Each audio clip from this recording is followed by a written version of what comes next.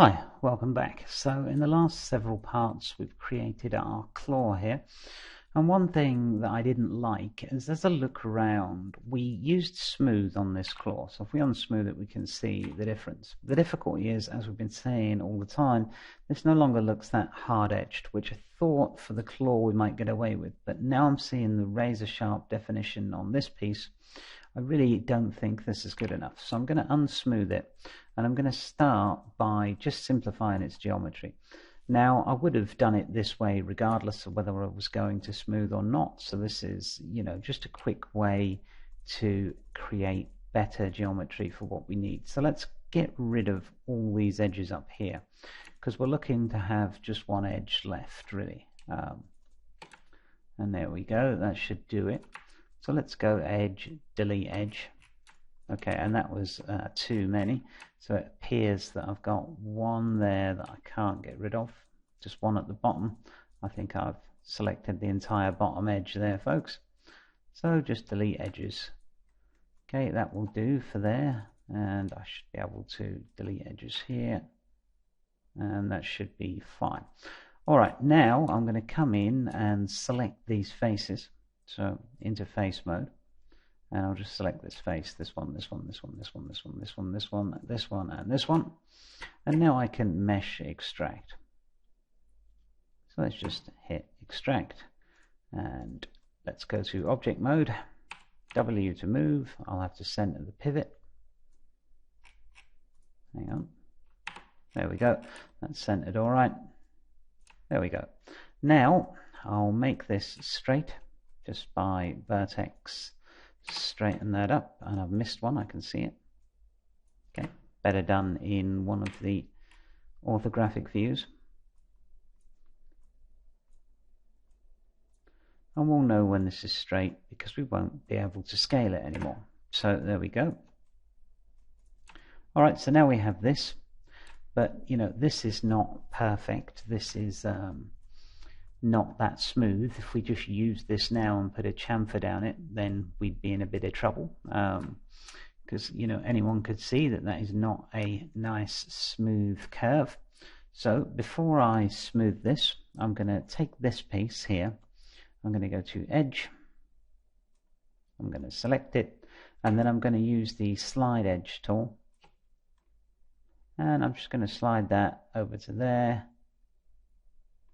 Okay, what I'm looking is for these faces to be about even. So the more even I can get them, the happier I'll be. But to be honest, I think that is actually simply superfluous to requirements, that edge. So there's no need to slide it till it gets more even. We didn't need it at all.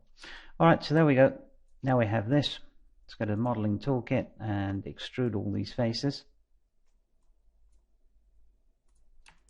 Now we have like so. Actually, before we do the extrude, let's do a smooth, so we're all nice and smooth. Mesh smooth. There we go. Aha. I really don't like what's happened here, so something there has gone wrong. Let's come in here, look for some hidden vertex. There we go. Done. Get rid of those. Right, now mesh smooth. There we go, lovely smooth geometry, but we've got edges we don't need.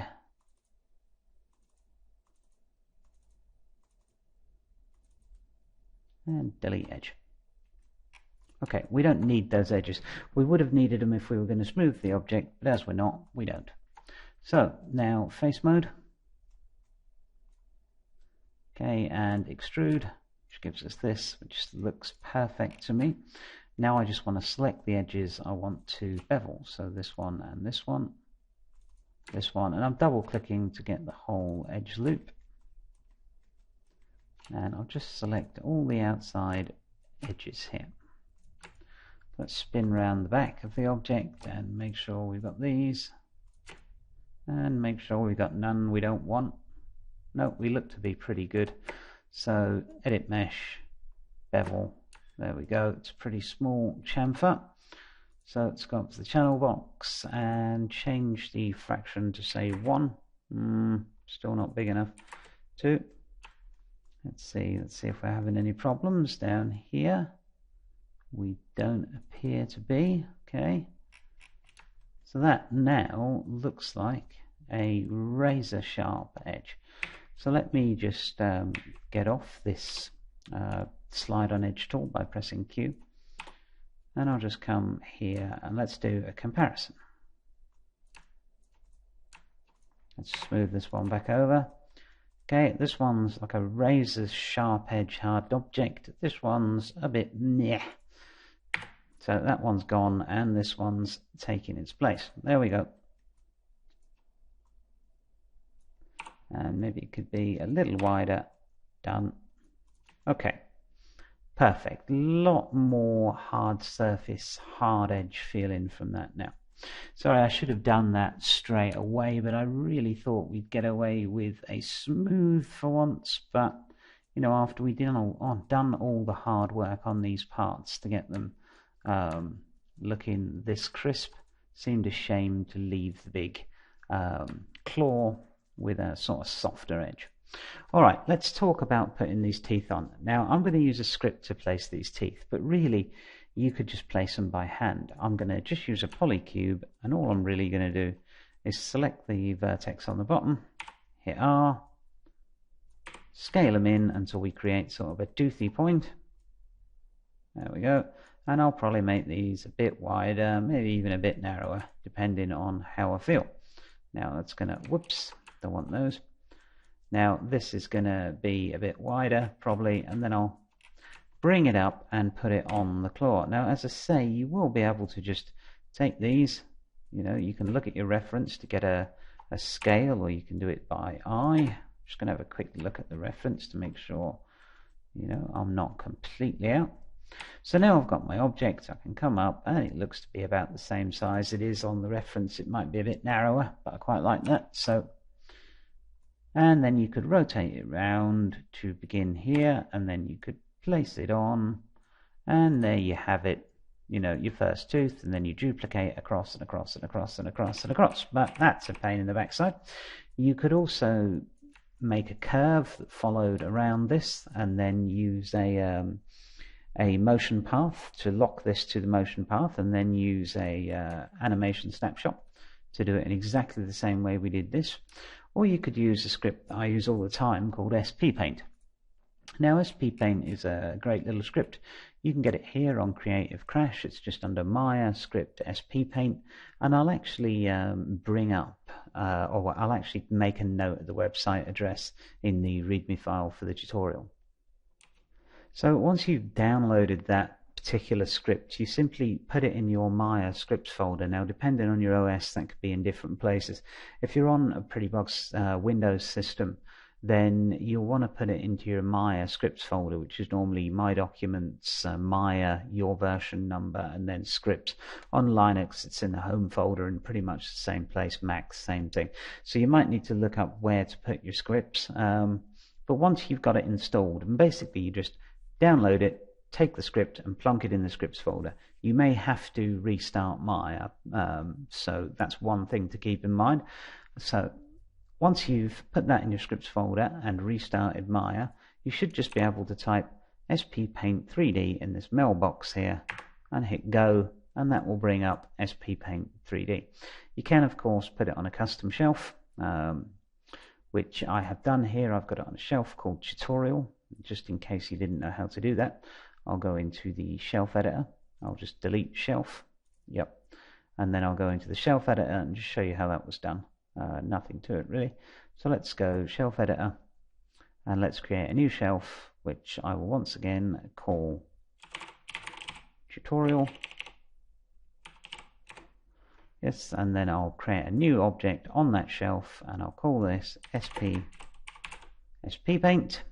And the command for SP Paint will be exactly what we typed in that mailbox, with a semicolon on the end to tell it it's the last command that's coming. So it's mail, basically same as we typed in here. Save all shelves. I've now got a tutorial shelf with a button on it I can push that will bring up any custom script I want, or indeed any of the standard Maya commands. So now I've got my SP Paint going. and I've got my little tooth here, and I want to make sure the little tooth is actually a little bit longer than the actual claw. This will help me later on. I'll put that down there. Pivot point is going to be important, because let me explain to you what's going to happen. I'm going to paint this geometry on this geometry while this geometry aligns to the surface of this geometry. So that sounds complicated, but really it's quite simple. I just select the geometry I want to paint with and click add. I select the geometry I want to paint on and click add.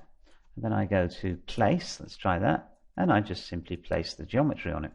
And you'll notice that it's actually moving, it's rotational, depending on where I try and place it on the surface, which makes it great for putting stuff like this down. But it's also kind of weirdly intersecting the geometry, and that's because of the location of the pivot point. So as we've seen before, where you put your pivot point can make quite a bit of difference. So let's just move this SP Paint here for now, and if I hit W for this object, I'll see its pivot here. So let's move the pivot point, insert to move the pivot point. Let's move it up till it's pretty much in line there. I'm just going to put it slightly under, so this will then bisect our claw geometry a little bit. And other than that, I won't need to do anything. So now when I come up here, place, oh, that's much more aligned, but it's upside down. So that's not really an issue either. We'll just tell SP Paint that we want it rotated a minimum of 180 and a maximum of 180. And now it will be the right way up. Okay, now that's a great thing as well, because I could say a minimum, say 100, and a maximum of 220 degrees, and then I'll get a random placement depending on when I put it down. So excellent for placing random instances of geometry as well. You know, just an all-round nice script to have, which is why I bring it up. As I said, this wouldn't have been too difficult to do by hand. Whoops, and I really don't want to delete the master object there. This wouldn't have been too difficult to do by hand, but if you have the script lying around, you know, you can find all sorts of uses for it. You can even do it the fast way. Let's say I wanted to get this, and I'm just going to paint this on here. So rather than saying place and place, I can actually say paint, and with a distance threshold of 0.4, I'll get something like so, and it just paints up there. Now we're going to want to change that rotation back to 180, 180, and you can play around with scale as well, which is cool. And I can just paint teeth on here now. So I mean, there we go. There's all the teeth I would want, and I might need to tweak that distance threshold a bit. But, you know, it's there. Really, really quick way to place the geometry. Now, I'm just going to make my teeth a bit wider, because I don't actually like them that thin. There we go. And then I'm going to come in and I'm going to place my teeth. So I'll just hit paint. And I just really just have to paint up there. So let's get it all done in one fell swoop. And that's pretty fast, really. So there we go, and we are done with teeth. Now, depending on how many you want, I think I actually had far too many teeth on the original, so I might have a few less now. But, you know, depending on how many you want, you can just keep painting, whoops, all the way back, as many as you want. So it takes, when you're doing this with the paintbrush, I normally just use the place. It is a bit slower, but, you know, it is then again a bit more precise as well. So it depends. If you've got a real steady hand, you might want to try it with paint. It can be done. But I'll just place mine. Doesn't take too long, really. It's just really nice. The script orientates them to the surface for you. You know, I can make instances of this geometry, which is useful. I will show you in a second. There we go, and that should be about enough teeth. Now, the nice thing about all of these copies I've just made are actually instances. So if I take the geometry here and grab these vertex, say here and here, and then move them, all the instance copies will move too. So if I suddenly decide, I wonder what that looks like with really thin teeth, I can come up here and go, okay, that's what it looks like. Just a benefit of making instances of these instead of copies. Right, but now we've got all these teeth and they're all they're placed nicely orientated to the surface, but they're not actually aligned very well. So let's grab them and do a mesh combine. That'll temporarily combine them into one object, and then I can grab the vertex all together, scale them flat like so, and then just move them so they're under the lip of that lovely hard surface geometry we made. There we go. And I'm going to want to do the same on the other side, of course.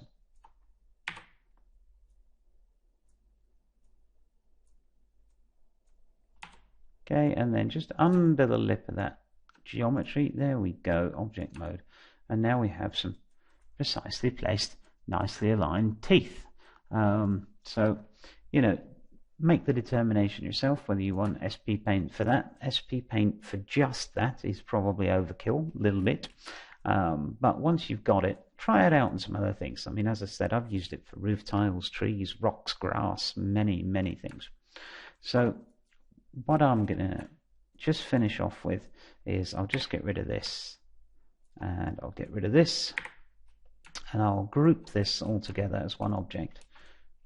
So just grab all these separate components here, and then finally all of the teeth, there we go, which have now been combined into one object. So that's it, everything, and then Control G to group it. And if I pop open my outliner now, so window outliner, I'll see a new group, and I'm going to call this claw group. Now all of these are empty nodes. When we delete the history, all of these will go away. They're just empty transforms.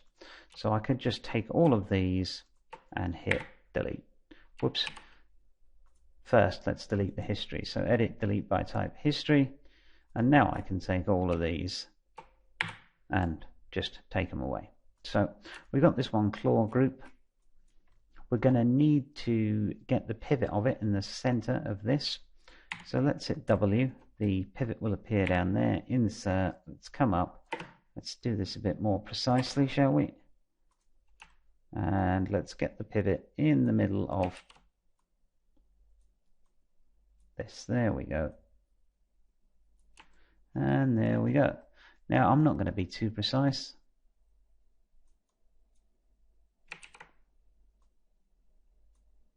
Close enough. Okay, so now it's just a quick duplicate special on the group.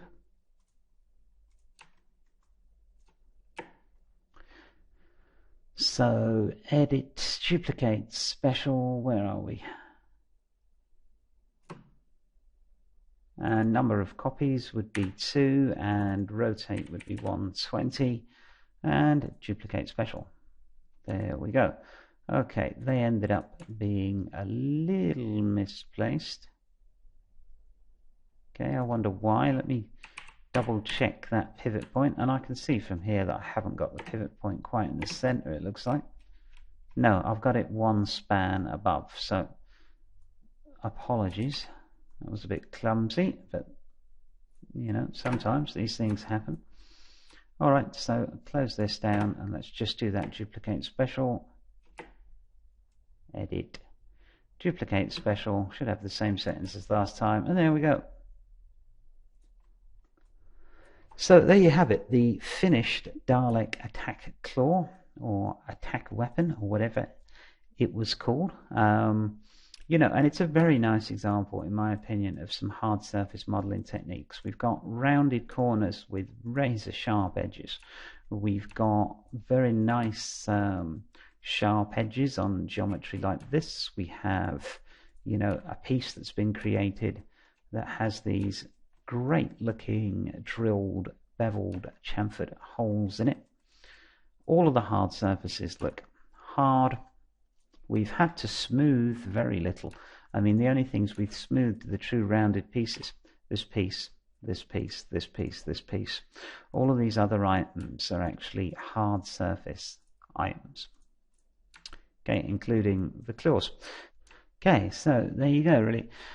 This will be all the modeling we'll be doing during this tutorial. I'll be back for one very short part where I show you how I just got my ambient occlusion renders, because I figure if you've got this far, especially if you're new to Maya, you're going to want to render this this model out just to show it off a little bit, and for you to see yourself, it helps to get a good ambient occlusion render to check if there are any defects, which I very much doubt there will be in this, but we shall see. So I'll be back just with one final quick part on the rendering process. So I really hope you've enjoyed this tutorial. This brief look at hard surface modeling in Maya. If you've got any questions, you can get me personally at David or Dave at simplymaya.com, or please use the forum. Plenty of helpful people there that will probably be more than happy to answer any questions you have. Alright, so thank you very much for watching, and I will see you in that final very quick part where I just quickly show the ambient occlusion rendering process for this. Alright, cheers. Thanks for watching.